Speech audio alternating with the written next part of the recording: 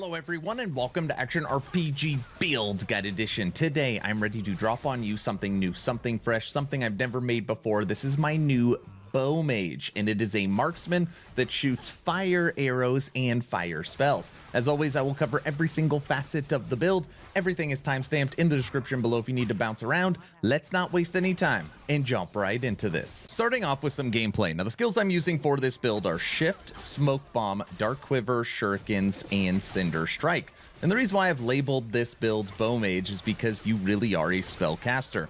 Obviously, a lot of your damage is coming from your Cinder Strike bow shots, but you also have this dragon fire coming out from your character, and you will see that over and over again. It has up to a 34% chance to trigger on crits, and you are critting so often that it is literally always triggering.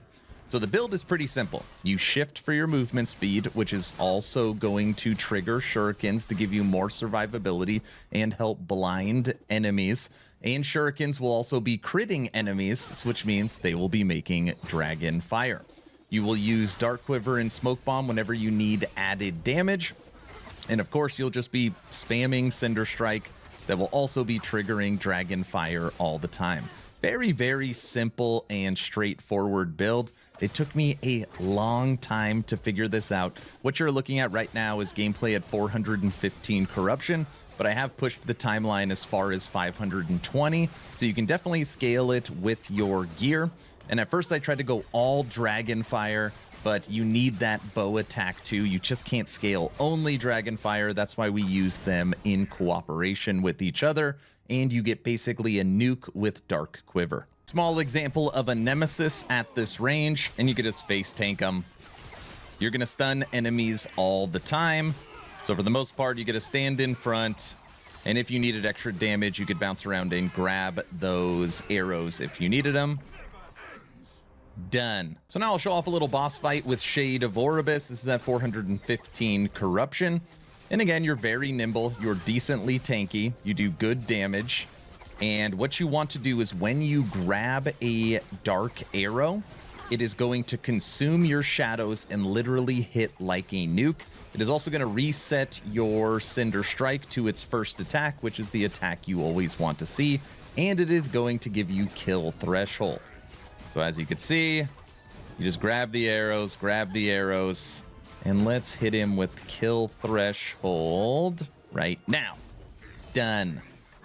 Let me show you how to recreate this build. So now let's break down the skills starting with Dark Quiver, and I'll try and show you the path in which you want to take these points. Now, first thing you want to do with this skill is come to the right and get Dust Shroud with Nightfall, but more importantly, you get Until Dawn. This is like the best node of this tree. Now, what this does is it gives you a 1 in 4 chance with when you shoot a bow, you have a chance to summon a black arrow.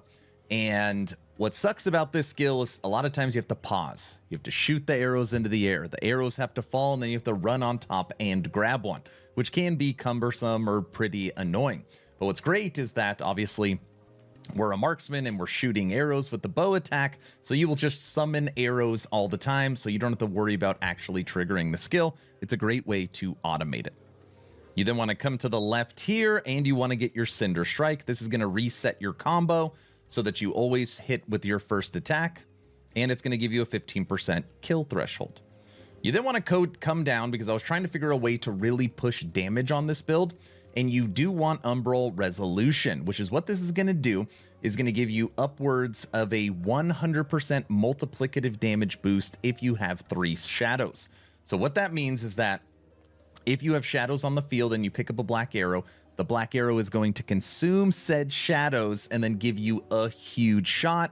This is really your nuclear blast. But this at 100% multiplicative, and this gives you a 136% multiplicative, with resetting your Cinder Strike, with giving you kill threshold, with giving you Dust Shroud. It's very, very nice. And then if you have any remaining points, I came up here and grabbed Frenzy for a second and Shadow on pickup. You want to create shadows so that you can use Umbral Resolution, and it's just a way of doing that. Moving over to Cinder Strike, and Cinder Strike is actually pretty self-explanatory. It is set up almost the exact same way that I had it for Unarmed Falconer. First thing you want to do is come up and over. This is going to give you your multiplicative damage at 80% flat damage in area. You then want to come down and boost your critical strike multiplier up to 150%. You then want to come top right this way, and you want to get burning daggers. Burning daggers are hitting. The more hits, the more chance you have to trigger Dragonfire. You then want to come down here and get consumable with oil coating, which is going to give you fire penetration. Now you have 3 points that are your option, and that's these 3 right here with eagerness. Technically, the 24% attack speed on second and third strike is great, but if you're using Dark Arrow all the time, you're resetting back to the first arrow. So if you'd like, you could pull these 3 points out and put them in Fire Shred. Moving over to Smoke Bomb. Smoke Bomb. First thing you want to do is come down and get duration, and then you want to come over and get Cleanses Ailments. You then want to come down, you guessed it, because you want more shadows so that dark arrows consume those shadows. And then you want to come up, get Slow Chance and Area and Growth Speed. And this is also going to give you less DR with Crimson Shroud. Moving over to Shift. Shift, since you are using shurikens and it's all automated, first thing you want to do is you throw shurikens at nearby enemies when shifting. You then want to come over here and get cooldown, recovery speed, and haste. You then want to come down and get vulnerability. You then want to come up and get another chance to cleanse ailments. And if you have an extra point, you want to create a shadow. Last but not least, shurikens. Standard setup here. Actually, I've gone a little different. First thing you want to do is come over and get your armor. You want to get bladed armor. You then want to come up and pierce, so bladed armor lasts longer. I then came over and got blind chance and immobilize. And then the extra 4 points I had, I put 1 point into physical shred and 3 points into duration. Those are the skills. Now let's talk passive points. At time of recording, I am level 97, and I will show you where I plan on putting those last 3 points, looking at the base tree.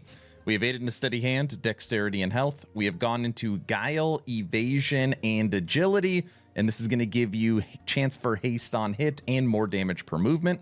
We also took dodge and parry for the glancing blow, and these 2 points into sapping strikes makes it where you never have to worry about mana. And if you do have to worry about mana, then just put a third and fourth point in. But this singular 2 nodes takes care of any mana problems. Moving over to Marksman, where I currently have 70 points in. 8 into Draining Arrows, 5 into Assassin's Quiver, 1 into Woundmaker, and 5 into Heightened Senses for that bow critical strike chance. We are an elemental shooter, so we have totally maxed out elemental arrows. You want 8, 8, and 3. We are getting that armor shred chance, and we are fully specced into concentration. I have 8 into concentration, 1 into meditation, and 5 into reflection. And to just answer the question now, my final 3 points are going to go right here into meditation. Coming here, we put 1 into Aerostorm and 1 into Covering Fire, which is going to give us Silver Shroud. We have 1 into Barrage of Pain. This is basically a guaranteed critical strike build, so we only put 1 into Barrage of Pain, but 5 into Perfect Aim, so you get the critical strike multiplier. And then came up here for the 5 into bow damage plus 30 for Sniper's Gambit. Moving over to Falconer, 5 into Wilderness Scout so that we could boost our endurance with tenacity. And then we have 8 into Blade Dancer for Dex and Glancing Blow. Those are the passives. Moving over to last Epoch tools, we're going to break down the blessings, idols, and gear, starting with blessings. Now on here, I have Void Resistance, Critical Strike Avoidance, Mana, and Endurance. And just know that this build does have a lot of blind chance. So if you want, you can move away from Critical Strike Avoidance and you can go into all resistances. But just know that enemies aren't always going to be blind. So you kind of take that risk, but you can go that way. Now this blessing right here, I took Endurance Threshold. But just know if you need physical resistance, you could grab that. You could grab Cold Resistance, or if you're trying to spec into armor, you can grab Armor. So when it comes to this blessing here, pick whichever you want. For me, I have over 2,000 endurance, so I just buffed that even more with extra endurance. When it comes to idols, right now I'm using quad double life idols. And then I'm using quad increased health % idols for Marksman as well with the large shadow idols. And then on here, I took increased damage while wielding a bow. because that'll also boost your Dragonfire. Moving over to gear, there's only one item required for this build. And of course, that is Dragon Song Bow, which gives you up to a 34% chance to cast Dragonfire on crit. This bow, you have to have it. The build does not work without it. You don't need anything else. This is the main item. Okay, looking at the other uniques, I am using Peak of the Mountain for the critical strike chance. We are using Kestrel, and that's just because I have a 3 and 4 LP version, so it just has a lot of great benefits. And I am using a Gambit of the Erased for the 5 to Cinder Strike. And you're going to be making shadows all the time, so this has a chance to give you up to 25% less damage per active shadow, which gives you tons of survivability. Now I'll go over each item individually. Amulet, crit strike multiplier. Quiver, bow attack speed, dex. Rings, dexterity fire. Ring, dexterity fire. Belt, fire double health. Boots, dex double health. Gloves, dex critical strike armor shred health. That is the gear for our new Bow Mage. So now let's talk leveling. Aaron, this is great, but how do I go from level 1 to endgame? I will show you. Now, for me, it doesn't matter if I'm using a Blade Dancer, Marksman, or a Falconer. I level my rogues the exact same way. And it's actually really nice because the skill I use is Cinder Strike, which is obviously the endgame skill for this build. And ultimately what I do is I just come up and I grab Inferno and I grab Blast Wave for the multiplicative damage and the area. These two skills alone will take you through the campaign, but if you want to get some shred, you could take these 3 skills, okay? And then you could use a Firestarter's Torch, which is a leveling unique you can use at level 0.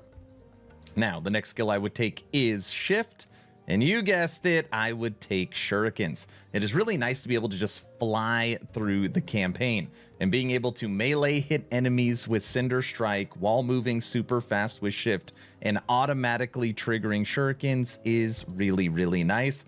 Shurikens, Shift, and Cinder Strike are my go-to 3 leveling. All right, everyone, that's the build guide. What do you think of my new Bow Mage? Is there anything I missed? Is there anything I could do to take this to the next level? Let me know your thoughts in the comment section below. As always, please like, share, and subscribe if you think I have earned it. Check out the Discord. We're approaching 4,200 members. We have a new community event for Cycle Refresh September 19th. We have a new community event coming September 27th for Dwarven Realms 1.0, and we do a game giveaway every 2 weeks for just being a member of the community. Check out the Discord, and of course, the best way to support is Patreon. You get access to movie night, game night, exclusive content, and the VIP lounge. I'm done. Hopefully you were entertained or at least learned something. Aaron, out.